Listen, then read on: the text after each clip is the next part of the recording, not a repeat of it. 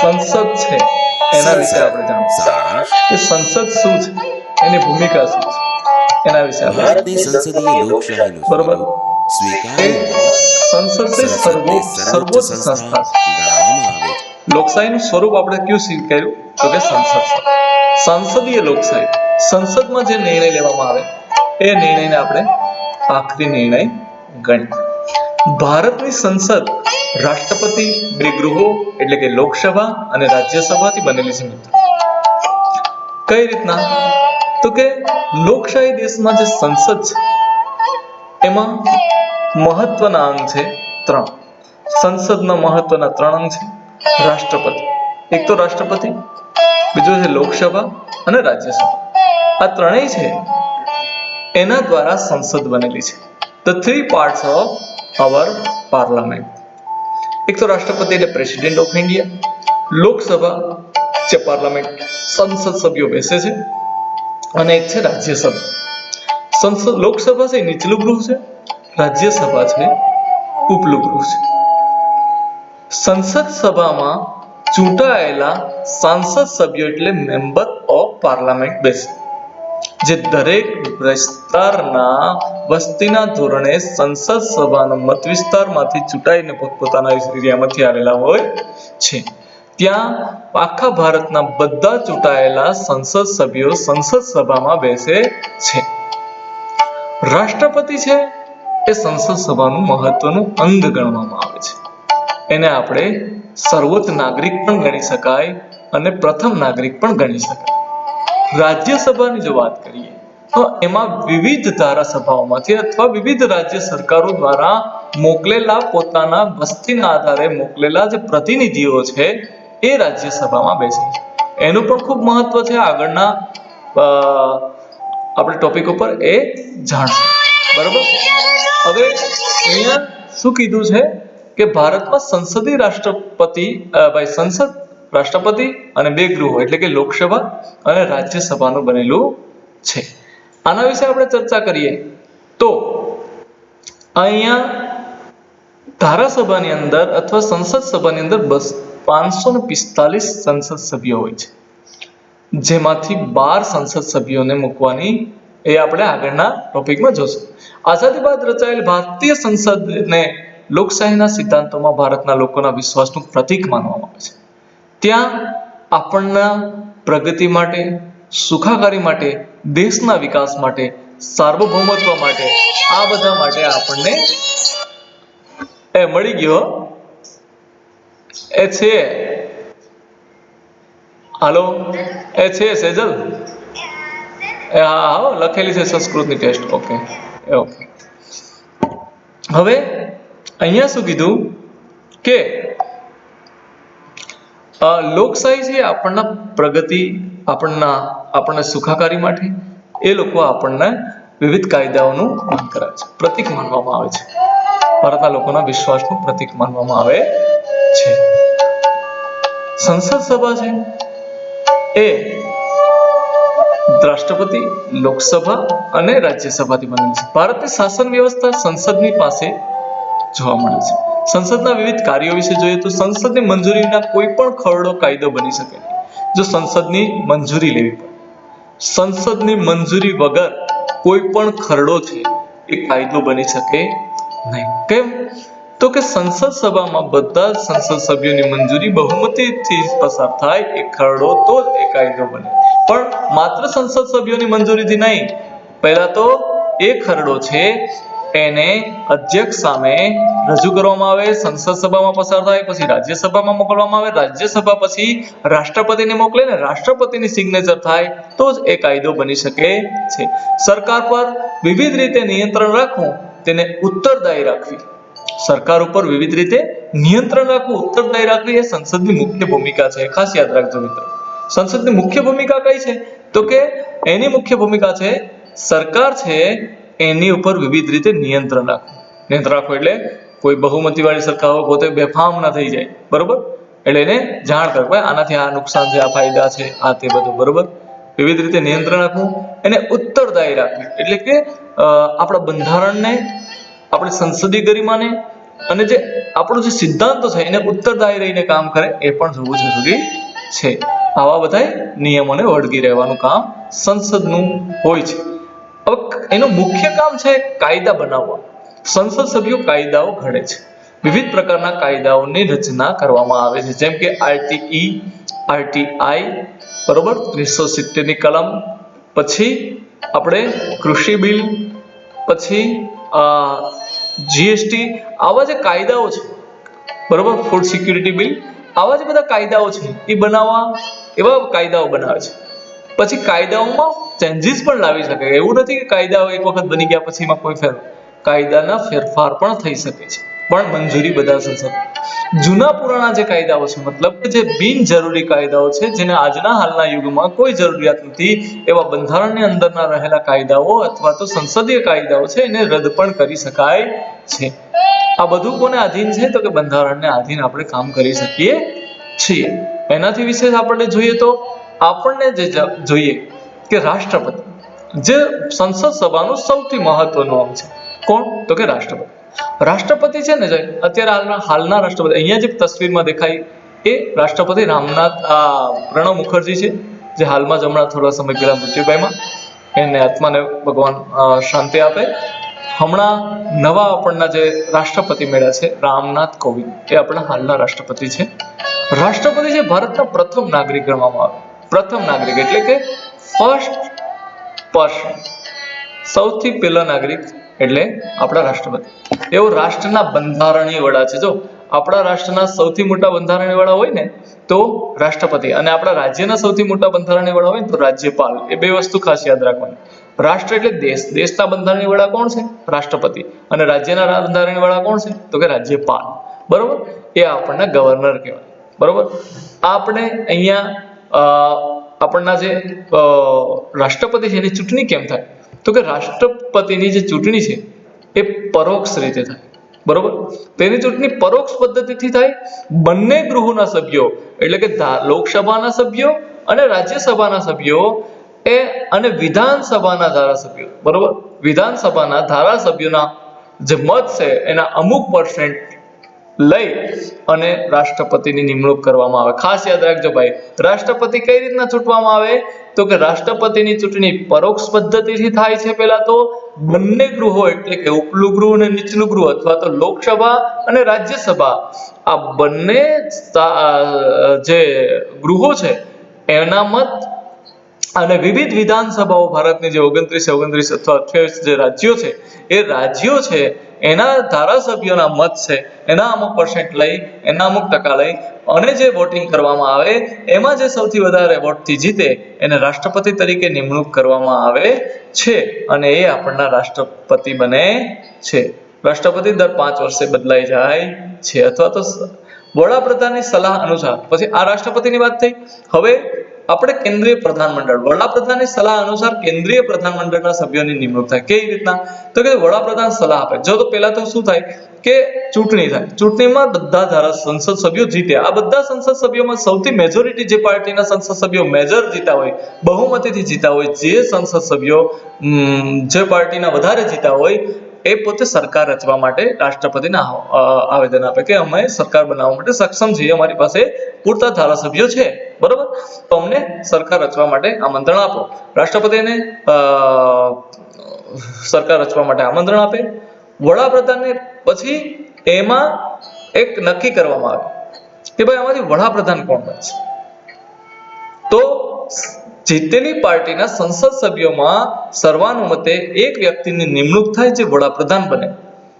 જેમ હાલમાં આપણા વડાપ્રધાન છે ભારતીય જનતા પાર્ટીના બહુમતી હોવાથી એ પક્ષ જ્યારે ચૂંટાઈને સંસદ સભામાં બેસે શાસક પક્ષ તરીકે, ત્યારે એમણે પોતાના સર્વાનુમતે એક નક્કી કરેલા જે પ્રતિનિધિ છે એટલે કે વડાપ્રધાનની નિમણૂક કર્યા. એનું નામ છે નરેન્દ્રભાઈ મોદી, જે આપણા ગુજરાતથી બિલોંગ કરે છે, એટલે આપણા માટે ગૌરવની વાત છે.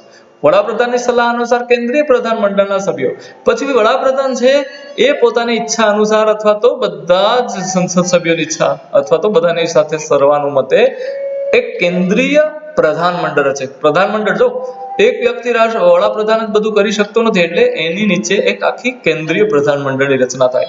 એમાં ગૃહ પ્રધાન હોય, જેમ કે ગૃહ પ્રધાન અત્યારે અમિત શાહ છે, બરોબર. પછી સંરક્ષણ પ્રધાન રાજનાથસિંહ.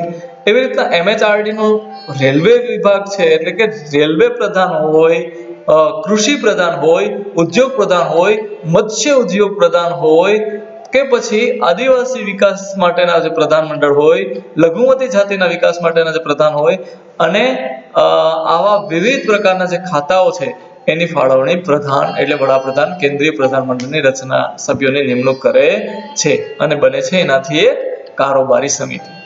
રાજ્યસભામાં એવું છે કે રાજ્યસભા છે એની અંદર રાજ્યસભામાં સાહિત્ય, કલા, વિજ્ઞાન, સમાજ સેવા જેવા ક્ષેત્રોમાં જે વ્યક્તિએ વિશેષ યોગદાન આપ્યું છે, રાજ્યસભાની અંદર સાહિત્ય છે એટલે કે કોઈ લેખક હોય, કોઈ ચિંતક હોય, કોઈ વિચારક હોય, કોઈ વિશેષક હોય, વિશેષકો, આવા જે લોકો જેને દેશ માટે કંઈક યોગદાન આપ્યું છે.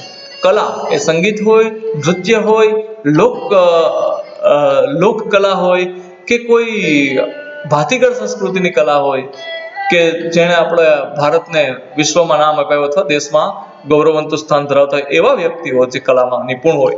વિજ્ઞાન, જેને સાયન્સ અને ટેકનોલોજીમાં ખૂબ મોટું યોગદાન આપ્યું હોય, જેને અવકાશ ક્ષેત્રમાં સંશોધન કર્યું હોય, જેનેટિકલ દવાઈ ક્ષેત્રમાં સંશોધન કર્યું હોય, બરોબર, અને ખગોળીય ક્ષેત્રમાં અથવા તો સંરક્ષણ ક્ષેત્રમાં જે કંઈ સંશોધનો કર્યા એવા વ્યક્તિઓ, અને જે સમાજ સેવા સાથે જોડાયેલા છે, આદિવાસી જાતિના ઉત્થાન માટે, વિધવા સ્ત્રીઓના ઉત્થાન માટે, ભારતીય મહિલાઓના ઉત્થાન માટે, અનાથ બાળકોના ઉત્થાન માટે, બરોબર, આવા જે સમાજ સેવા સાથે જોડાયેલા વ્યક્તિઓ છે એવા 12 વ્યક્તિને પસંદ કરી શકે છે. કોણ? તો કે જે સરકાર. અને એને કોણે નિમણૂક કરે છે? 12 જણાને ડાયરેક્ટ નિમણૂક કરે. એની ચૂંટણી નથી થતી, એને વોટિંગ નથી આપવામાં આવતું, પણ એ લોકોએ દેશને એટલું યોગદાન આપ્યું હોય છે કે એને એક ભેટ તરીકે અથવા એના સન્માન માટે એ 12 વ્યક્તિને નિમણૂક કરવામાં આવે છે. 12 જણા છે એ રાજ્યસભામાં બેસી શકે છે, 12 વ્યક્તિની નિમણૂક કરવામાં. એમાં આપણા સચિન તેંડુલકર, રેખા, એવા ઘણા બધા જે વ્યક્તિઓ છે જેને ત્યાં નિમણૂક કરવામાં આવી હોય. તો આવી વ્યક્તિઓ છે એની નિમણૂક થતી હોય છે. 12 વ્યક્તિની નિમણૂક કોણ કરે છે? તો કે સીધી જે તે શાસક પક્ષ અથવા સરકાર અથવા રાષ્ટ્રપતિ એની નિમણૂક કરે છે. પછી રાષ્ટ્રપતિની વિશેષતા એક જોઈ લો કે રાષ્ટ્રપતિ સેનાની ત્રણેય પાંખો, જેવી કે આજે બ્લેક કલરમાં કપડા છે, આમ તો ગ્રે કલરના આપણું પાયદળ છે, એટલે કે પગેથી ચાલીને ઇન્ફેન્ટ્રી જે છે એના, એટલે કે પાયદળ, નૌકાદળ અને હવાઈદળ, આ જે ત્રણેય પાંખ છે એના સર સેનાપતિ માનવામાં આવે. એના વડા, એની મંજૂરી વગર આપણને ફાઇટ કરી શકીએ નહીં. આ બધી એક મહત્વની બાબત આપણને ગણી શકીએ કે ભાઈ આપણને કઈ રીતના તો કે તમને એમ પૂછે પ્રશ્નમાં કે ભાઈ કોને આપણે ત્રણેય સેનાની પાંખના છે વડા ગણવામાં આવે, તો તરત જ આપણે જવાબ આપી શકીએ કે આપણે આ ત્રણેયને આપણે પેલા વડા ગણી શકીએ, બરોબર. ત્રણેય પાંખના વડા કોણ છે? તો કે રાષ્ટ્રપતિ પોતે. એનાથી વિશેષ આગળ વધીએ તો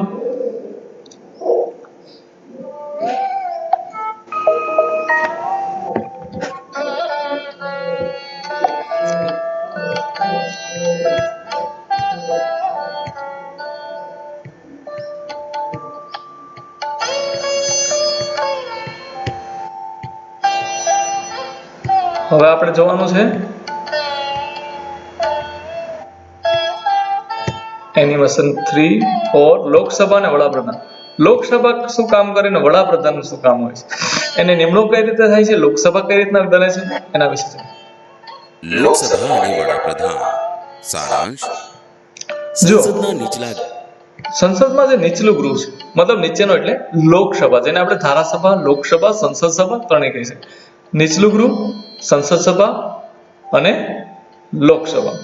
સંસદના નીચલા ગૃહને લોકસભા કહેવાય, અને ઉપર જે બેસે એને ઉપલા ગૃહને રાજ્યસભા તરીકે ઓળખવામાં આવે છે. નીચલા ગૃહને સંસદ સભા, ઉપલા ગૃહને રાજ્યસભા. યાદ રાખજો, એટલે એ ખાસ યાદ રાખજો કે નીચલું ગૃહ છે એ સંસદ સભા છે. આ બંને ગૃહો પાસે પોતાના કાર્યોની સત્તાને જવાબદાર રહે છે. બંને જે ગૃહો છે, ઉપલું ગૃહ, નીચલું ગૃહ, સંસદ ગૃહ અને રાજ્યગૃહ બંને પાસે પોતાના કાર્યોની સત્તાને જવાબદારી છે. બંને ગૃહોને વિસ્તારથી સમજીએ કે એનો કઈ રીતના નિમણૂક થાય, એમાં કેવા લોકો કામ કરે, કોણ કોણ લોકોની શું શું જવાબદારી હોય છે, એની વિશે આપણે ચર્ચા કરીએ અને એને સમજીએ. તો પહેલી વસ્તુ છે કે લોકસભા. લોકસભાની ચૂંટણી માટે સમગ્ર દેશના વિસ્તારનું જે ભૌગોલિક રીતે વસ્તીના ધોરણે જુદા જુદા મત વિસ્તારોના વિભાજન કરતા મત વિભાગને સંસદીય મત વિસ્તાર કહેવાય. દાખલા તરીકે જુનાગઢ જિલ્લો છે, જુનાગઢ 91. લોકસભાની ચૂંટણી માટે સમગ્ર દેશના વિવિધ ભૌગોલિક વિસ્તારો છે એ અને એની વસ્તીના આધારે જુદા જુદા મત વિભાગોમાં વિભાજન કરતા મત વિભાગને સંસદીય મત વિસ્તાર કહેવામાં આવે છે. કેવો મત વિસ્તાર કહેવામાં આવે છે? સંસદીય મત વિસ્તાર. આપણને કયા મત વિસ્તારમાં આવીએ તો કે જુનાગઢ 91 સંસદીય મત વિસ્તારમાં આવીએ છીએ, જેની ચૂંટણી દર 5 વર્ષે થાય છે. અને અહીંયાથી આપણને 18 વર્ષથી પુખ્ત ઉંમરના જે લોકો છે, 18 વર્ષથી ઉપરના ઉંમરના જે લોકો છે, એ દરેક લોકો પોતે મત આપી અને આપણનો જે પ્રતિનિધિ છે ને દિલ્હીની આવેલી સંસદ સભામાં આપણનો પ્રતિનિધિ આપણે મોકલીએ છીએ. આ રીતના એની નિમણૂક થાય છે. આપણને તમે મત આપી શકો નહીં, પણ તમે 18 વર્ષના થશો પછી તમે તમારા પસંદગીના સંસદ સભ્યને મત આપી અને દિલ્હી મોકલી શકશો. બરોબર? એમાં જે સૌથી વધારે મત મેળવશે એ વ્યક્તિ દિલ્હી જઈને બેસી શકે. બીજું છે દેશભરમાં ચૂંટાયેલા પ્રતિનિધિ દ્વારા લોકસભાના સભ્યોની સંખ્યા કેટલી છે? બસ 545. ટોટલ સંસદ સભ્યો કેટલા હોય? કેટલી ચૂંટણી થાય તો કે 545 સંસદીય મત વિસ્તારો છે આપણા દેશની અંદર. બરોબર? એમાં આપણું જે ગુજરાત છે એમાં દરેક રાજ્યની વસ્તીના આધારે એને સંસદ સભ્યની સીટો આપેલી હોય. આપણે ગુજરાતની વસ્તી મુજબ આપણને 26 સીટ મળેલી છે. આપણે મતલબ ગુજરાતમાંથી કેટલા સંસદ સભ્યો ત્યાં બેસે છે તો કે 26 સંસદ સભ્યો ત્યાં બેસે છે. એટલે 26 મત વિસ્તારમાંથી જીતેલા સંસદ સભ્યો છે એ ત્યાં જઈ અને બેસે છે. લોકસભામાં 545 સભ્યો છે, એમાંથી ગુજરાતમાંથી 26 સભ્યોની ત્યાં નિમણૂક કરવામાં આવે છે. મતલબ 545 ને ઇન્ક્લુડ કરીને નહીં હો, 545 માં 26 આવી ગયા. લોકસભા દેશના લોકોની જરૂરિયાતને ધ્યાનમાં રાખીને નવા કાયદા કાઢે. પેલું કામ શું છે તો કે લોકોની શું જરૂરિયાત છે, કઈ રિક્વાયરમેન્ટ છે, એના આધારે તે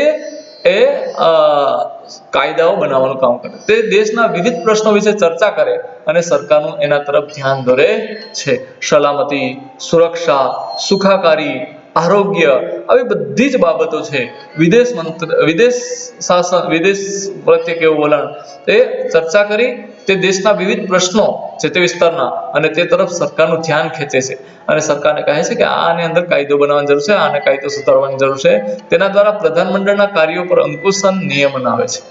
તેના દ્વારા શું થાય કે પ્રધાનમંડળ જે કામ કરે એના ઉપર અંકુશ આવે, નિયમન આવે અને એને નવી દિશા ચીંધવાનો રાહ પણ મળી રહે છે. હવે આપણે વાત કરવાની છે વડાપ્રધાન એટલે કે પ્રેસિડેન્ટ આપણને પ્રાઇમ મિનિસ્ટર ઓફ ઇન્ડિયા એટલે કે ભારતના વડાપ્રધાનની વાત કરવાની છે. જો સામાન્ય રીતે ચૂંટણી બાદ શું થાય તો કે સામાન્ય રીતે શું થશે તો કે ચૂંટણી બાદ છે વડાપ્રધાનની ચૂંટણી બાદ આપણને વડાપ્રધાનની નિમણૂક કરતા હોય છે.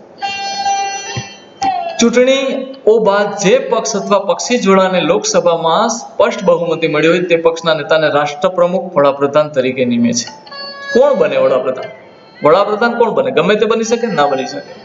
ચૂંટણી થાય, ચૂંટણીમાં જે પક્ષ કે જે પક્ષી જોડાણ, જો ગઠબંધન જેને કહેવાય, જે ચૂંટણીમાં જે પક્ષ સૌથી વધારે, જો દાખલા કે અત્યારે ભારતીય જનતા પાર્ટીની સરકાર છે, એની પાસે સૌથી વધારે સંસદ સભ્યો છે, એને અત્યારે પોતાની જ પાર્ટીના સંસદ સભ્યો છે, પણ તેની સાથે ગઠબંધન વાળી ઘણી બધી પાર્ટીઓ છે, એના સંસદ સભ્યને અત્યારે જરૂર નથી, પણ જો એની પાસે સંસદ સભ્યો ઘટતા હોત તો એ ગઠબંધન વાળી સરકારના સંસદ સભ્યો છે એના દ્વારા સરકાર બનાવત. અત્યારે ગઠબંધન એટલે જોડાણ વાળી સરકાર છે. બરોબર? એને આપણે સામાન્ય ચૂંટણી બાદ પક્ષ અને પક્ષી જોડાણમાં જેને સ્પષ્ટ બહુમતી મળી હોય એવા પક્ષના નેતાને રાષ્ટ્રપ્રમુખ બોલાવે અને કહે છે કે ભાઈ વડાપ્રધાનની નિમણૂક કરવાની છે. એટલે એમાં સર્વાનુમતે જીતેલો પક્ષ છે કે અમારા વડાપ્રધાન તરીકે હું આમને નિમણૂક કરી. તેમજ ભારતના વડાપ્રધાન લોકસભાના શાસક પક્ષના વડા તરીકે તેનું સ્થાન ધરાવે છે. આ જે તે સમયના વડાપ્રધાન રાજીવ ગાંધી છે. બરોબર? અને અત્યારે હાલના વડાપ્રધાન નરેન્દ્રભાઈ મોદી છે. બરોબર? કાર્ય, વડાપ્રધાનના કાર્યો શું છે? વડાપ્રધાન પ્રધાનોને માર્ગદર્શન આપે છે. જે પ્રધાનમંડળ છે, જે વિવિધ ક્ષેત્રોના જોડાયેલા પ્રધાનો છે, એને માર્ગદર્શન આપે કે તમારે ભાઈ આ બાબતમાં એટલું કામ કરવું જોઈએ, આટલું કામ, સલાહ સૂચન માર્ગદર્શન આપે છે. વડાપ્રધાન છે એ પ્રધાનોને માર્ગદર્શન આપે. પ્રધાન બધા પ્રધાન નથી હોતા. પ્રધાનમંડળે લીધેલા નિર્ણયથી તેઓ રાષ્ટ્રપતિને માહિતગાર કરે છે. જે પ્રધાનમંડળના જે નિર્ણયો લેવાના હોય એનાથી એ શું કરે છે તો કે એનાથી એ બધાને માહિતગાર કરે છે. પ્રધાનમંડળે કેવા નિર્ણયો લીધા એના સંસદને માહિતગાર કરે છે. એ વડાપ્રધાનનું મુખ્ય કામ છે. આંતરરાષ્ટ્રીય બાબતો હોય, વિદેશના જે નીતિઓ હોય, રાજનૈતિક સંબંધો હોય, આર્થિક સંબંધો હોય, એની અંગે નીતિ કરવાની વાત છે. એને એ કેવી નીતિ રાખવી, સુલેહભર્યું વર્તન રાખવું, દુશ્મનાવટ રાખવી, કે એની સાથે સંબંધો કટ કરવા, વ્યાપારી સંબંધો રાખવા કે ન રાખવા, એ બધી સત્તાઓ કોની પાસે હોય છે તો કે વડાપ્રધાન અને વિદેશ મંત્રાલય પાસે હોય છે. એટલે કે વડાપ્રધાન એનો આખરી નિર્ણય લઈ શકે. આંતરરાષ્ટ્રીય બાબતો, વિદેશ સાથેની રાજનૈતિક અને આર્થિક સંબંધો અંગેની નીતિ કરવાની સત્તા કોની પાસે હોય છે? વડાપ્રધાન. આજે તે સમયના વડાપ્રધાન ઇન્દિરા ગાંધી સાથે વિદેશના કોઈ પ્રધાન છે એને મળતી. આંતરરાષ્ટ્રીય બાબતો, વિદેશ સાથે રાજનૈતિક આર્થિક સંબંધો છે એ અંગેના નિર્ણયો તે લેતા હોય છે. હવે આપણે છેલ્લો મુદ્દો જોઈ લઈએ સંસદ સભાની અંદર કે રાજ્યસભા. રાજ્યસભા કેવી રીતે બને છે, એનું શું કાર્ય છે, આ દરેક કાર્યને આપણને રાજ્યસભા સારાંશ. જો રાજ્યસભા એટલે કે ઉપલું ગૃહ, લોકસભાની જેમ રાજ્યસભા પણ સંસદ સભાનું મહત્વનું અંગ ગણવામાં આવે છે. રાજ્યસભાને પણ મહત્વનું અંગ ગણવામાં આવે. સંસદનું ઉપલું ગૃહ છે જે ઉપર બેસે એ ગૃહને રાજ્યસભા કહેવામાં આવે છે. શું કહેવામાં આવે? રાજ્યસભા. બરોબર. રાજ્યસભા છે એના સભ્યોની ચૂંટણી જુદા જુદા રાજ્યના વિધાનસભાઓના ચૂંટાયેલા સભ્યો દ્વારા થાય. જો આની ચૂંટણીની ખાસ ખાસિયત જોજો, સંસદ સભ્યોને સીધી પબ્લિક ચૂંટે, રાજ્યસભાના સભ્યોને પબ્લિક ચૂંટતી નથી. પરંતુ દાખલા તરીકે ગુજરાત રાજ્ય છે, એનું ગાંધીનગર ખાતે જે વિધાનસભા ભવન આવેલું છે એમાં આપણા ગુજરાતના ચૂંટાયેલા વિવિધ ધારાસભ્યો છે એ મત આપે. રાજસ્થાનના ધારાસભ્યો પોતાના ત્યાં મત આપે. અહીંયા એમ બધા જ ધારાસભ્યો છે એ રાજ્યસભાના સભ્યોને મત આપી અને જે ઉભેલા સભ્યોને ચૂંટે એ રાજ્યના વિધાનસભામાં ચૂંટાયેલા સભ્યો દ્વારા એની નિમણૂક થાય છે. જેથી શું થાય કે બધાનું બેલેન્સ જળવાય રહે. તેમજ તેના સભ્યોની કુલ સંખ્યા કેટલી છે? 250. કેટલી? 250 એની કુલ સંખ્યા છે. 250 એ 250 ની ચૂંટણી થતી નથી ભાઈ. ટોટલ ચૂંટણી થાય 238 જણાની ચૂંટણી થાય. રાજ્યસભામાં ટોટલ 238 જણા ચૂંટાઈને બેસે છે અને 12 જણા ક્યાંથી આવે એ તમને મેં અગાઉના ટોપિકમાં સમજાવ્યું, એટલે તમારે એના વિશે મનોમંથન કરવાનું છે. 12 જે લોકો છે એ કલા, સાહિત્ય, વિજ્ઞાન અને સમાજ સેવા ક્ષેત્રે કામ કર્યું હોય એવા 12 લોકોને સરકાર અથવા તો રાષ્ટ્રપતિ તેની નિમણૂક કરે છે. રાજ્યસભાની ભૂમિકા મહત્વની છે. રાજ્યસભાનું સંચાલન કોણ કરે? એક મહત્વનો પ્રશ્ન છે. જેમ સંસદ સભાનું સંચાલન અધ્યક્ષ કરે, કોણ કરે? સંસદ સભાના અધ્યક્ષ. એવી રીતના રાજ્યસભાનું પ્રતિનિધિત્વ કરનાર બહુ મહત્વના વ્યક્તિ હોય. કોણ હોય ખબર છે? તો કે આપણા દેશના જે રાષ્ટ્રપતિ છે એની નીચે ઉપરાષ્ટ્રપતિ હોય. કોણ હોય? ઉપરાષ્ટ્રપતિ. આજે રાજ્યસભામાં ભૂમિકાની અંદર વાત કરીએ તો રાજ્યસભાનું સંચાલન કોણ કરે, એટલે કે અહીંયા બેસવા વાળા વ્યક્તિ કોણ હોય જે આખી સભાને સંબોધે, એના પ્રશ્નો સાંભળે, એ કોણ ખબર? તો કે ઉપરાષ્ટ્રપતિ. ઉપરાષ્ટ્રપતિ પોતે પોતાની હોદ્દાની રૂએ સભાપતિ કહેવાય. અને શું કહેવાય? સભાપતિ. ઉપરાષ્ટ્રપતિ. હાલના ઉપરાષ્ટ્રપતિ કોણ છે? તો કે રામનાથ કોવિંદની નીચે છે વેંકૈયા નાયડુ. એ આપણના હાલના રાજ્યસભાના સંચાલક અથવા સભાપતિ કહેવામાં આવે છે. એ ખાસ યાદ રાખજો મિત્રો કે સભાપતિ કોણ બને? તો કે ઉપરાષ્ટ્રપતિ સભાપતિ બને. હોદ્દાની રૂએ ઉપરાષ્ટ્રપતિ રાજ્યસભાના સભાપતિ હોય છે. એ ખાસ યાદ રાખજો. બરોબર. આજે તે સમયના ઉપરાષ્ટ્રપતિ હતા. રાજ્યસભામાં સભ્યોની સંખ્યા 250. તેમજ ગુજરાતમાંથી કેટલા સભ્યો ત્યાં મોકલવામાં આવે? તો કે જનસંખ્યાની અંદર ધારાસભાના આધારે 11 જણાને આપણે રાજ્યસભામાં મોકલીએ, 26 જણાને લોકસભામાં મોકલીએ. એ યાદ રાખજો મિત્રો ખાસ. કે 545 જણાને આપણે જ્યારે સંસદ સભા એમાં આપણા 26 પ્રતિનિધિ બેઠા હોય, 250 ની જે રાજ્યસભા છે એમાં આપણા 11 સભ્યો બેઠા હોય. રાજ્યસભા સરકારની કામગીરી વિશે ચર્ચા કરે. જે ખરડો છે નીચે પસાર થાય ને પછી એને રાજ્યસભામાં મોકલવો પડે, અને રાજ્યસભામાં જો એ મંજૂર થાય તો જે રાષ્ટ્રપતિ સુધી પહોંચે, નહીતર ફરી પાછો નીચે મોકલવો પડે અને એમાં સુધારા વધારા કરીને ફરી પાછો રાજ્યસભામાં જાય. રાજ્યસભા મંજૂરી આપે તો જ ઉપરાષ્ટ્રપતિની મંજૂરી બાદ રાષ્ટ્રપતિની સાઇન થાય તો જ ખરડો કાયદો બને. નાણાકીય બાબત અંગે અને વહીવટી તંત્ર પર અંકુશ અંગે રાજ્યસભાને લોકસભા કરતા ઓછા અધિકારો મળે છે. નાણાકીય બાબતો અને વહીવટ તંત્ર કરતા રાજ્યસભા લોકસભા જેટલા અધિકારો નથી હોતા, કારણ કે પેલા પ્રતિનિધિઓ છે એનું મહત્વ વધારે હોય છે. એટલે લોકસભા મહત્વનો અંગ છે, રાજ્યસભાનું મહત્વ નથી એમ ન કહી શકાય. વહીવટી તંત્રની કોઈ પણ બાબત વિશે પ્રધાનોને પ્રશ્ન અને પૂરક પ્રશ્ન પૂછી શકે છે. જો વહીવટી તંત્રની કોઈ પણ બાબત વિશે પ્રધાનોને પ્રશ્ન પૂછવાની પણ રાજ્યસભાના સભ્યોની અંદર એ રાજ્યસભાના સભ્યો પાસે સત્તા હોય છે, જેથી તે સત્તાધારી પક્ષના પ્રધાનોને પ્રશ્ન પૂછે કે આ બાબતમાં તમે શું કામગીરી કરી. અહીંયા આપણું આ પ્રકરણ સમાપ્ત થઈ ગયું મિત્રો. આશા છે કે આપણને